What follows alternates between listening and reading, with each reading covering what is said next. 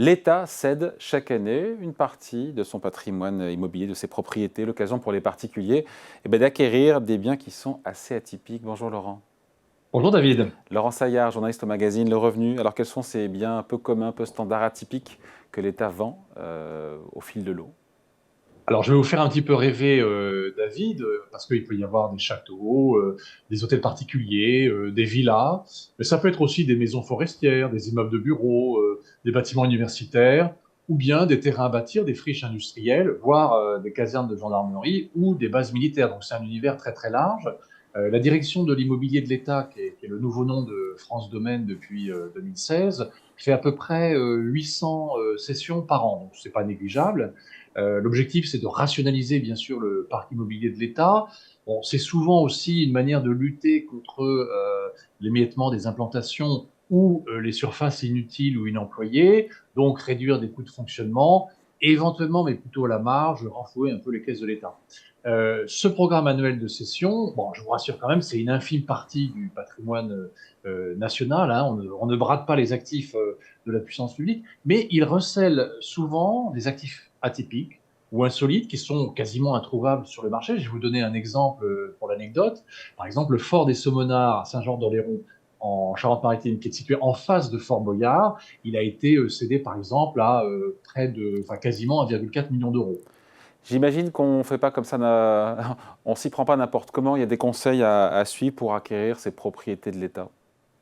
Oui, alors il y a en tout cas un outil qui est très bien fait, qui est un site dédié du ministère de l'économie, hein, qui s'appelle session au pluriel.immobilier-état.gouv.fr. Et en fait, sur ce site dédié, on peut faire une recherche géographique sur une carte de France en fonction du type de bien et de la localisation. On va trouver un descriptif avec des photos, un dossier technique, les conditions de vente, etc., les coordonnées des gens éventuellement à joindre. Donc c'est quand même assez bien organisé.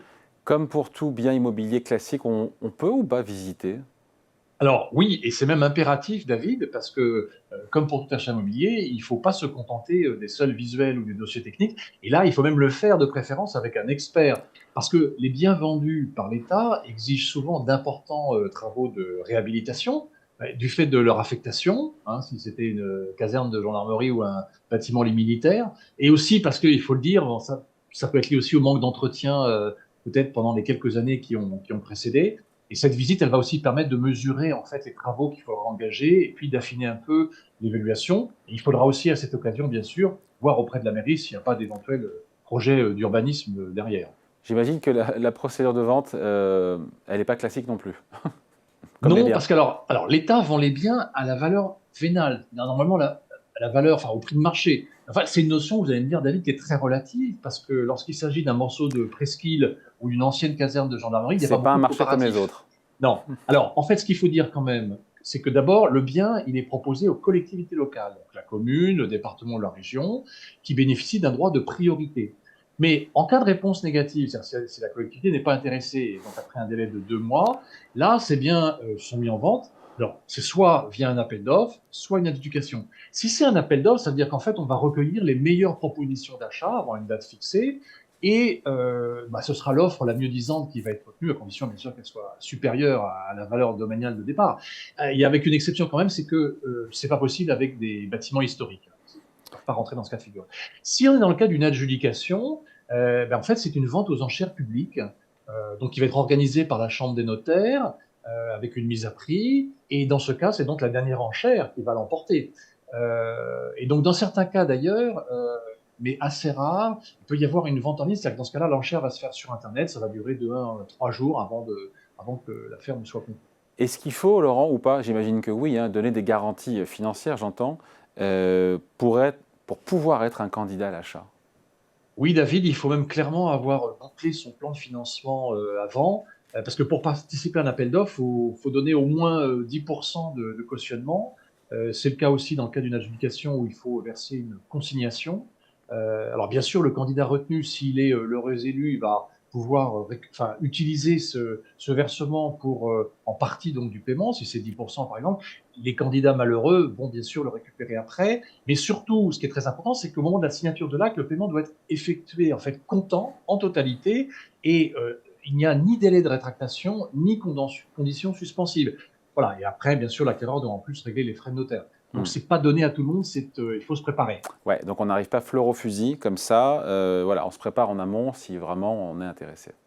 Oui, et d'autant que dans le cas d'une adjudication, par exemple, il est recommandé avant d'y participer, d'avoir peut-être assisté déjà à une adjudication au moins, voire plusieurs fois, parce qu'il faut se familiariser avec le rituel de la boulie, qui est un Oui, rituel où qui ça remonte date au un peu XVe ça. siècle Ouais. et qui est toujours en vigueur, hein, avec la grosse bougie d'abord pour la période vraiment de l'enchère, et ensuite, pour conclure l'enchère, la double mèche ou la double bougie.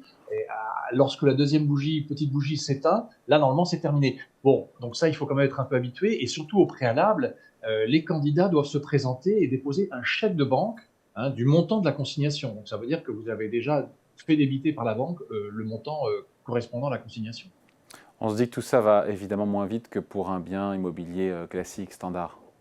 Oui, c'est clair, David. Là, il faut compter au moins un an, hein, entre le moment où l'État décide de céder un actif immobilier et le moment où, en fait, l'affaire se conclut. Et encore, ça, c'est dans le cas général, hein, c'est que vous mettez effectivement les 2 mois de réunion des pièces pour le dossier, le droit de priorité de la collectivité, le cahier des charges, la documentation, encore 2 mois, 4 mois pour que les candidats puissent présenter leurs propositions, et puis ensuite, encore un mois pour que l'acheteur soit désigné.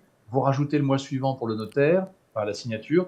Alors, en fait, quand je dis un mois en moyenne, en fait, c'est hors cas exceptionnel parce que, comme on l'a vu sur des cas emblématiques un peu récemment, quand il s'agit d'un hôtel particulier en plein Paris ou d'une ancienne base militaire, ça va être beaucoup plus qu'un an, voilà, avant que les choses se passent.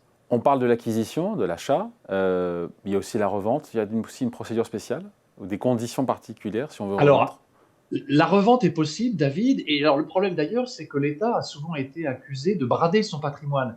Il y a une affaire qui avait fait couler beaucoup d'encre, notamment, c'était la vente du siège de l'imprimerie nationale. C'était le fonds d'investissement Carlyle qui l'avait acheté pour 85 millions d'euros. Mais en fait, 3 ans plus tard, ils l'ont revendu plus de 3 fois et demi plus cher, puisqu'ils l'ont revendu quasiment autour de 375 Bon, millions peut-être d'euros. qu'ils ont fait les travaux. Alors, Peut-être qu'ils ont fait les travaux oui, aussi. alors il y a eu Ah, quand même bon. effectivement des travaux, mais on peut penser qu'a priori il y a eu une forte plus-value quand même. Mm. Et alors du coup, là, dans un rapport, la Cour des comptes en fait a pointé à peu près une dizaine d'opérations de ce genre qui ont permis aux acquéreurs de réaliser très vite des plus-values importantes. Alors parfois, ça allait jusqu'à la moitié de ce qu'avait obtenu l'État. Et donc du coup, depuis, la direction de l'immobilier de l'État, en fait, pour sauvegarder ses intérêts, insère désormais une clause d'intéressement aux plus-values, c'est-à-dire qu'en cas de revente dans un délai de 10 ans, en fait, à un prix supérieur à celui qui a été stipulé dans l'acte notarié, l'acquéreur devra verser un intéressement qui peut atteindre jusqu'à 50% ou plus de la plus-value réalisée. Bon, on se dit quoi? On finit là-dessus. On se dit quoi, Laurent? Ça fait rêver. On l'a dit, villa, hôtel particulier, château, Bah, caserne de gendarmes, peut-être un petit peu moins, mais friche industrielle, terrain à bâtir. bah, Conclusion, on y va? On n'y va pas? alors évidemment, ça dépend du type de bien, hein, mais pourquoi pas? S'il s'agit une maison d'écluse ou une maison forestière, pourquoi pas? C'est l'équivalent d'un petit pavillon, hein. Si on connaît les procédures, si les conditions sont intéressantes, il peut y avoir des opportunités, malgré bien sûr cette clause de sauvegarde récente sur la plus-value, c'est-à-dire qu'il faut éviter tout intérêt spéculatif, on va dire, en tout cas sur ce genre de dossier. Maintenant, en tout cas, il y a des garde-fous qui ont été mis pour qu'on puisse les éviter. Allez, merci beaucoup, Laurent Saillard. On va regarder juste, très important, la couverture, la une du revenu hebdo de cette Oui, donc alors semaine. ce grand dossier donc On réalisé peut par retrouver. notre grand enquêteur, grand reporter qui en fait est notre directeur de rédaction qui s'est penché sur ce dossier, donc sur le patrimoine de l'État et les ventes chaque année. Une interview exclusive de Jean Perlevade à l'occasion de l'apparition de son dernier ouvrage. Oui, qui Et était puis on chez nous revient aussi. sur... Il était chez nous également, Et sur absolument, il était Boursorama. chez vous aussi. Et puis donc notre série sur les grands entrepreneurs qui ont changé notre vie. Et cette semaine, c'est Charles Pfizer, qui donc, voilà, dont je ne vous présente pas la société Pfizer qui en a, Voilà. éponyme, qui en a résulté. La pilule du succès, effectivement. Ils ont la méthode. Et merci en tout cas, merci beaucoup, Laurent Saillard, donc journaliste au magazine Le Revenu. Salut. Hein. Merci David.